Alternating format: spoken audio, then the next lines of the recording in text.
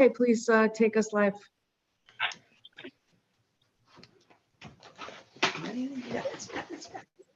All right, we're on the record.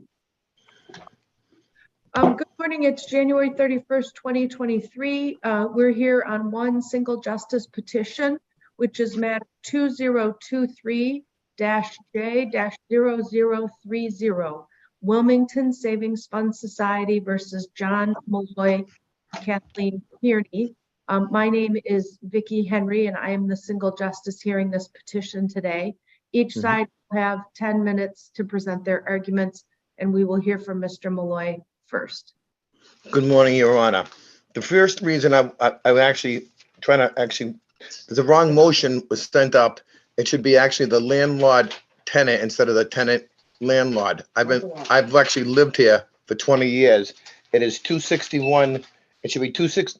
It's Massachusetts General Law 261, Section 27D. They have the wrong law, which the lower court has sent up, and I don't even understand that. They have 239, Section 5. I've been here for 20 years. Okay, keep going. And the mortgages that I did give the court that I was able to present, because I was very sick with COVID at the time, and I just want to make sure that I have the three equal options under the law. And that means for either a waiver, substitution, or the Commonwealth of Massachusetts under the pursuant section, the 27C. Other provisions under the law, the plaintiff is seeking the landlord tenant case is and it's not. It's no, she never had possession. She's seeking to regain possession. She's never had possession, Your Honor. I've never given up. Who's she in that statement? Bank of America, Okay. or Wilmington Savings Fund has never gained possession of this house. I've always had it, and I'm hoping to keep it. And they've never had. They want to regain something they never even had. So basically, I lived here for 20 years. It's impossible to regain something they never had, obviously. And the plaintiff was never had possession. They gained possession. First time they cannot recover something they never had. They seek to, I already said that, I'm sorry. In fact, the lower court appears to have only decided plaintiff's motion as to one remedy, waiver, but there are clearly three, which law 261-27D, which I should be under, not the tenant. I do have rent a room to Miss Turney. She's a good friend and she did help me with the case. So the law should be actually 261-27D, which their option as owner. I'm clearly the landlord, not the tenant. I'm the owner of my house, but with the principle embodied in the statute is equal justice under the law in indigent parties. Basically, I'm looking for equal justice under the law because as if I wasn't indigent. Because actually, if I had money, I would be happy to pay, but I don't at this time. I actually have Mass Health. I have some other government agencies, clearly indigent, and I have some other government agencies helping me. And I'm grateful for that.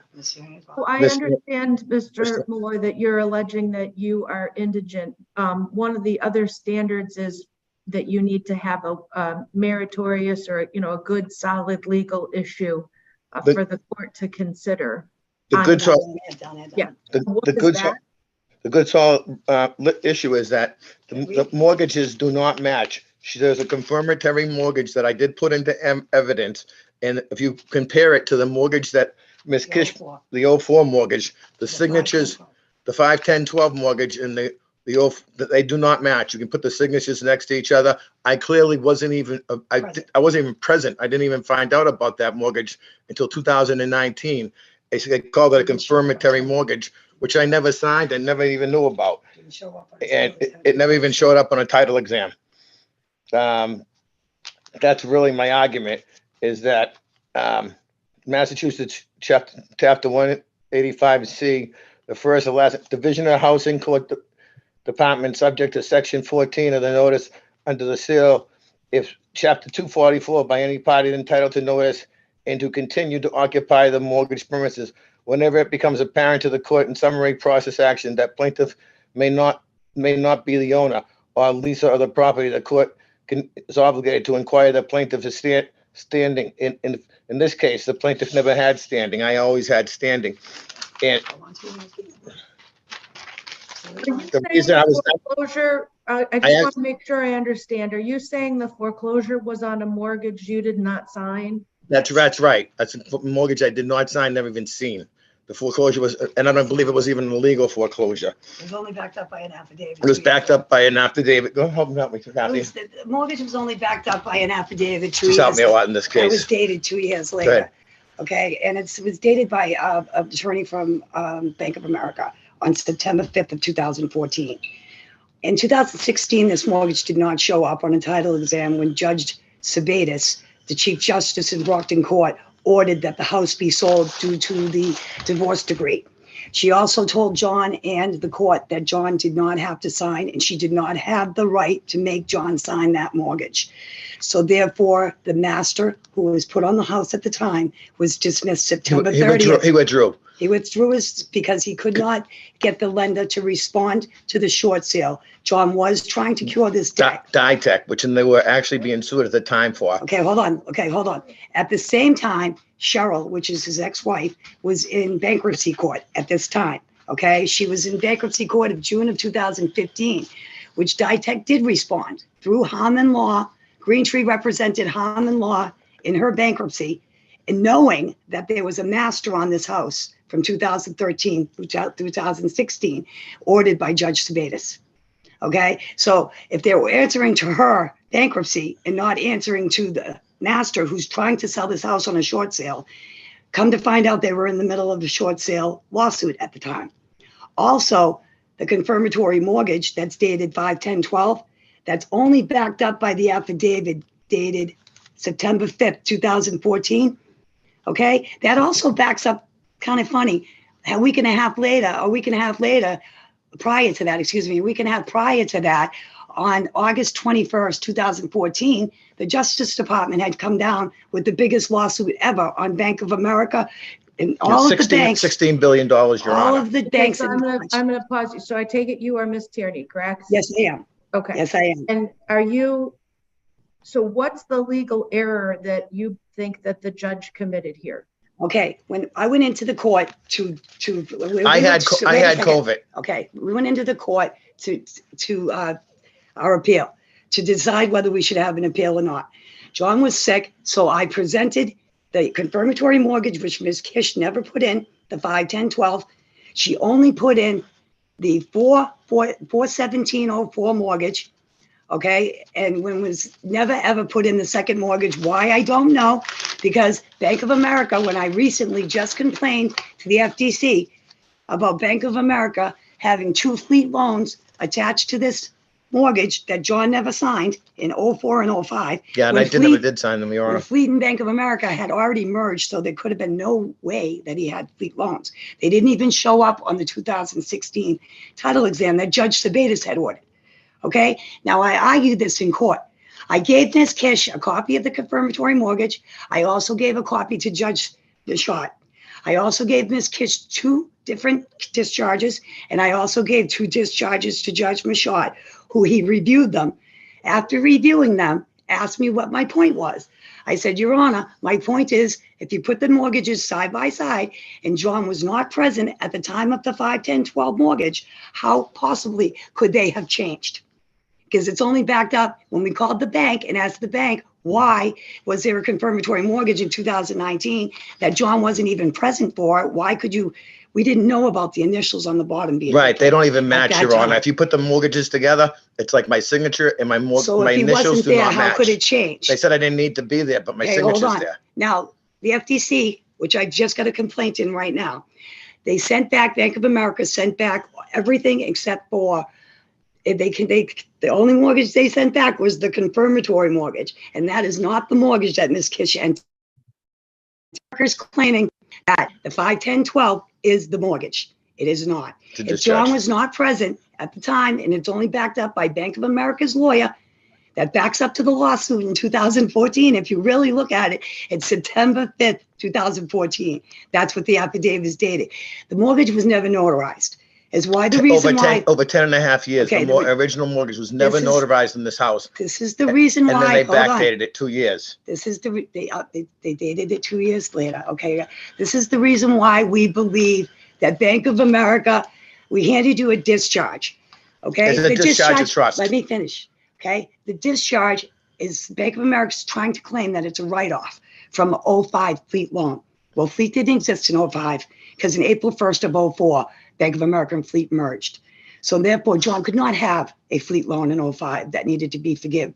If you look at the discharge that's dated 12/7/12, same year, you're going to see No, on it's the top. 12/13/12. It's a Doesn't matter. discharge of trust, Your Excuse Honor. me. You don't get that unless On the the house is left-hand paid for. okay, on the left-hand corner, you'll see it says recon trust. Yeah. What would that possibly have to do with them writing it off? And then in 2016, you can look in Judge Sabatis' title exam that she had Jason Rollins, attorney Jason Rollins, As master. as the master, run this title exam. These do not show up. These fleet loans do not show up. All of a sudden, there's fleet loans, write-offs, and everything else that was not there before. We're stating that we didn't get our due process due to John was sick with COVID. After this hearing, which turned into a bond hearing, by the way, which we were not even aware, Tracy Kish did not, Ms. Kish, the plaintiff, did not even file. She asked a bond. for an emergency motion to actually continue. No, John, stop. Okay. Okay, wait. We're in the hearing now, okay? And then Judge Michaud did a continuance because John mentioned that the use and occupancy that Ms. Kish entered at the time was from Newton Wellesley. Let me finish, okay? It was from Newton Wellesley. So Judge Michaud decided that that's not this area and there's no way that that could back up to the rents that are in this area. He ordered that a local real estate agent do use and occupancy from both defendant and the plaintiff, okay? He ended it. A couple of weeks later, there was a hearing date set. John and I both came down with COVID. I fortunately recovered quick. John did not. I was very ill. I'm better now, 2 months, thank you. John went through brain fog. We entered several different doctor's notes. The lower court did grant the continuances, but the last continuance that was done on December 9th, we put a continuance in on December 8th. We asked the court. With the doctor's letter. You have to please, okay? We asked the court to give us 2 weeks. The doctor did.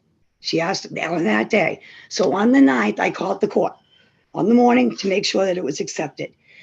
I got a phone call back from Mr. McKenzie. Mr. McIntyre. Mr. McIntyre stating that he was going to go on with or without John.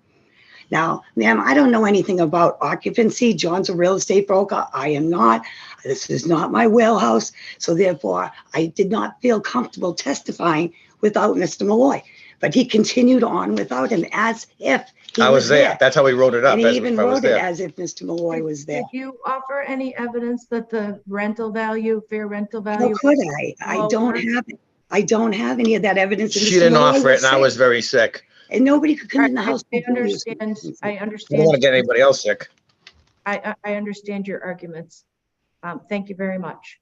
Okay. Thank And you. the reason why we're asking to be remanded down to the lower court is because never got the during our evidence in. summary process, the very first time, September 20th, when we were in court, 2022, we were called in the morning. Ms. Kish put in on the 14th, 7/14/22. Ms. Kish put in for an emergency continuance. Okay. We ascended on the 19th. I called the clerk Which on the was 12th. timely. Okay, which was timely. I called the clerk on the 20th that morning.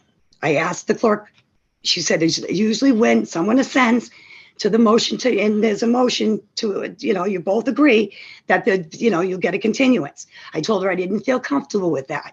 She then took them upstairs to Mr.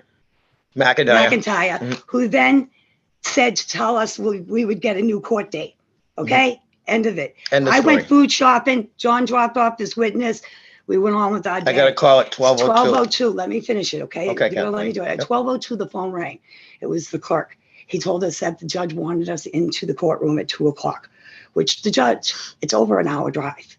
Never mind, we had to get dressed. I was at the supermarket. He had to go pick up his witness. It was a mess. Plus, I had to get We evidence never in. got a chance to get our evidence in due to, it was just so, we were so rushed that day. It was insane. I And feel it like I wasn't never even did. our motion. Ms. Kish was the one who had asked for the Okay, emergency okay. motion. I think I understand your arguments, and we're going to hear from Ms. Kish.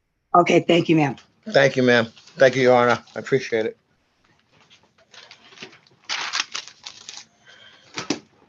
You're on mute, Ms. Kish. That's okay, we all do it. Sorry, I try to be quiet while everybody else is talking, and then I keep myself on mute. Good morning, Your Honor. Tracy Kish on behalf of Wilmington Savings. My only argument would be that the defendants might be able to show indigency status, but they cannot make a showing that they have meritorious defenses to the eviction. Wilmington obtained a judgment for possession after a full bench trial on July 20th of 2022. And even though the defendants did not file a timely answer, they were both afforded sufficient opportunity at the trial to present any evidence that they believed would support any of their defenses, including any documents and testimony. At the trial, although Is that what is the date though you're talking about, July 20th? Were they at the court and then left and then were called back for at 2 o'clock? No, the trial was originally scheduled for 10 a.m. We got the notice of trial 4 weeks ahead of time, right after the first mediation session, scheduled for 10. Mr. Malloy filed a late answer 3 days before the trial, asked for a jury trial and asked for all kinds of stuff. I trying to alleviate my witnesses traveling to and from California many times, filed an emergency motion to continue the trial. The Friday before the Tuesday, I think the trial was on a Tuesday. As of Monday morning, we called the court. We were told by the clerk's office that that motion to continue was not going to be acted on, and the trial was going forward on July 20th. So that was it. I went into court with my two witnesses, one of whom had flown in from California the day before. We got there. I'm sorry, the trial was scheduled at 10:30. My apologies. We kind of sat out in the hallway for a while. Mr. McIntyre did come out and speak to us, and I explained to him all the issues with the motion to continue. He's like, no, you're on. But Mr. Malloy and Ms. Tierney have been calling the court. Let me call them right back and have them come in, because I had both of my witnesses there at the trial. So at that time, Mr. McIntyre Had they assented to your motion? They did, but it was the day before, like the night before the trial. It was timely though. It was Like, timely. Okay. And I didn't even get their assent through the electronic filing until after I was already back from the trial, because it's in Plymouth. I live in New Hampshire, so it was like a 2.5-hour drive for me. So their assent to my motion to continue was not filed until right before the trial, the night before the trial. I understand. So, I mean, I know during the trial, both Mr. Malloy and Ms. Tierney had the opportunity to testify, and they both did. But at the trial, Mr. Malloy's only argument was that the mortgage and the note had been paid in full. There was no other arguments made at the trial by either of them, except for some other discussions about financial difficulties, et cetera, and that there was no place to go and things of that nature. The plaintiff, however, submitted all their documents that were necessary to establish its prima facie case for possession.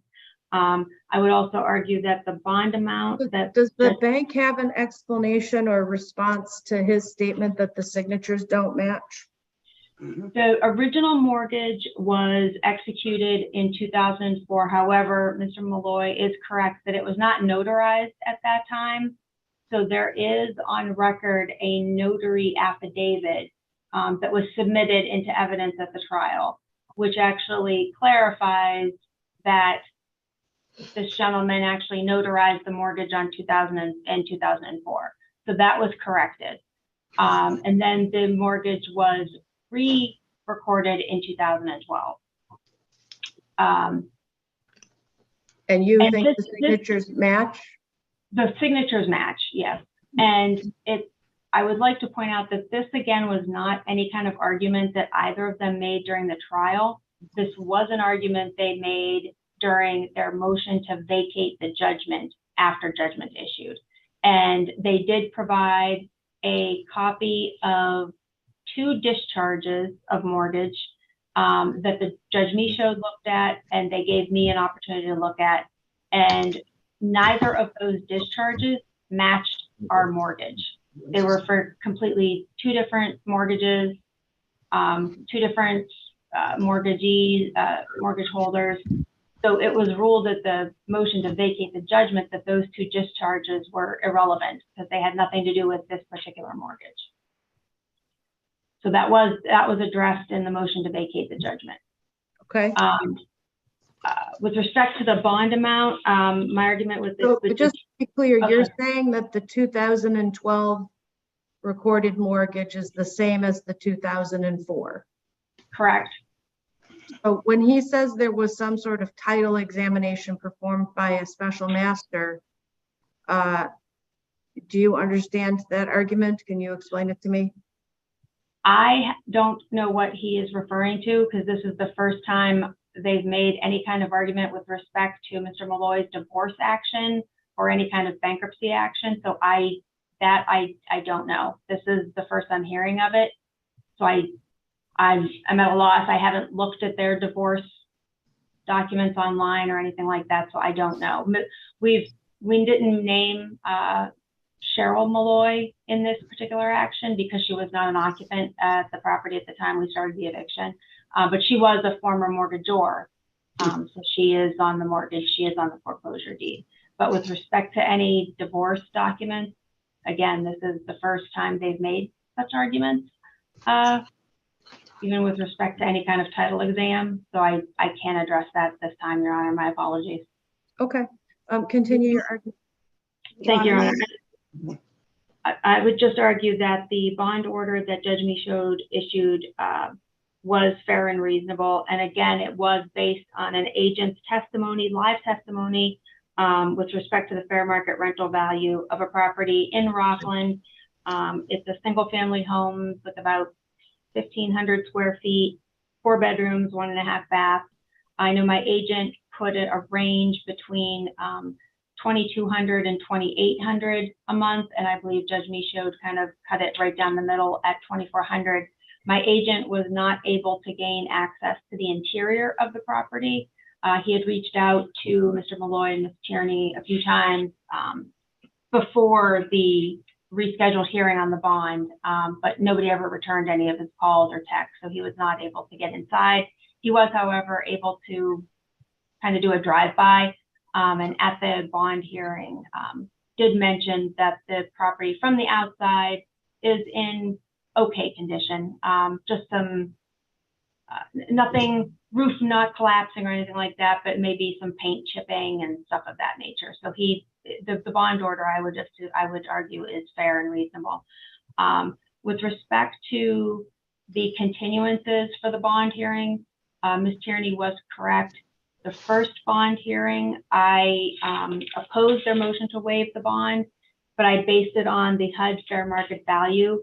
Judge Michaud was not satisfied with that support for my request for the bond and for use and occupancy. So he did order that I have an agent there to testify. And again, I did. The bond hearing was continued, I think, 5 times, 2 of which were to accommodate Mr. Malloy and Ms. Tierney, because it's completely understandable with COVID and everybody was ill and I had no problems continuing. But the last hearing on December 7th, I would also like the court to note that I know Mr. Malloy and Ms. Tierney have mentioned that they filed motions to continue the bond hearing, but they have a tendency to file those motions either the night before the bond hearing or the morning of the bond hearing. And in fact, on 2 of those occasions, myself and my witness, my agent, were at the courthouse at 2 o'clock when the clerk, Mr. McIntyre, came up to us and said, hey, they filed another motion to continue like an hour ago. And even those times that my agent and I were at the courthouse for the bond hearing, the judge continued the hearing to accommodate Mr. Malloy and Ms. Tierney. So ultimately on December 7th, Judge Michaud agreed to have the hearing held by Zoom in the hopes that Mr. Malloy and Ms. Tierney could both appear via Zoom as opposed to driving into the courthouse. I think Judge Michaud did that to accommodate all of us. quite honestly, just to have the bond hearing. And the bond order does indicate that Mr. Malloy was not present at that hearing. And Ms. Tierney was afforded the opportunity at that hearing to say whatever she wanted to say to the judge in opposition to my request for use and occupancy. Thank you, Your Honor. Okay, I did let them go over time considerably, so I want to make sure you've told me everything that you want to tell me. Yes, ma'am. There's just No, two no, things. Ma'am, Oh, I'm sorry. no rebuttal here, so I'm not this, trying to rebuttal. The only thing I wanted to let you know is that the gentleman who backs up this affidavit was not at the closing in 2000.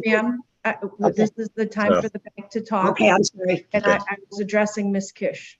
Oh, I apologize. I thought you were addressing us. I apologize, ma'am. I don't have anything further, Your Honor, but thank you very much. Okay, thank you. For better or for worse, we do not have rebuttal in this court. I heard everyone's arguments and I understand them, and I will take the matter under advisement and I will issue a ruling shortly. Can I supplement the record? Thank you, Your Honor. You already did.